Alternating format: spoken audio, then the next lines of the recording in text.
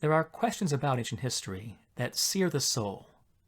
Questions that keep scholars awake at night. Questions that compel us to gaze into the empty eye sockets of a world 2,000 years dead and look back without flinching.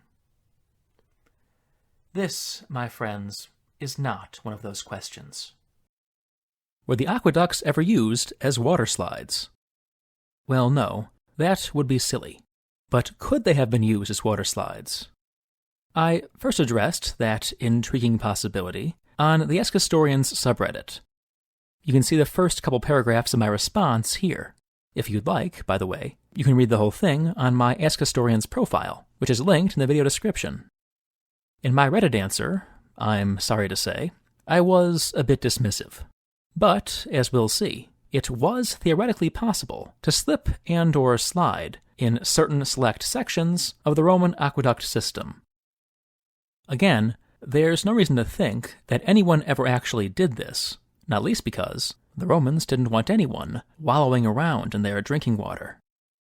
Nero, in fact, caused a minor scandal when he decided to dip his unlovely person into the springs that fed one of Rome's aqueducts.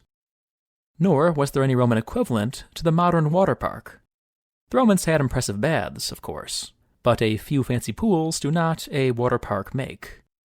More to the point, antiquity was, to the best of our knowledge, entirely destitute of water slides. Let's say, however, that you were somehow transported back to ancient Rome, perhaps after watching a few of my perennially underappreciated Time Traveler's Guide videos. Let us say further that, instead of doing something comparatively sane, like joining a gladiatorial school or slapping the emperor, you took it into your head to slide down an aqueduct. Let's picture the scene. You pry the heavy stone lid from a manhole. After a moment of hesitation, you lower yourself into the humid dark. The water is knee-deep and surprisingly cool. You feel your bare feet sinking slightly into the gummy calcium deposits on the channel floor. The current is gentle, since the channel is almost level. Of course, as a told-in-stone viewer, you already knew that aqueducts have a very slight gradient. In fact, now that you're actually in the channel, surrounded by the discouraging whisper of water, you find yourself wondering whether this whole slide thing may have been a bad idea. But you're committed now, and so, with a leap and a prayer, you launch yourself into the channel. At best, you perform an ignominious belly flop. At worst, you crash through the water and hit the channel floor face first. In neither case do you slide. The Romans sometimes constructed inverted siphons, that is, pipes running at ground level, to cross valleys that were too deep for arcades. The water in these siphons surged up and down valley slopes briskly enough, but the pipes were almost always small, and, even if you could have wedged yourself into one, you would be crushed or drowned long before your battered corpse was shot out the other end. A few aqueducts had steeply descending sections known as cascades, which were built where the channel had to lose elevation quickly.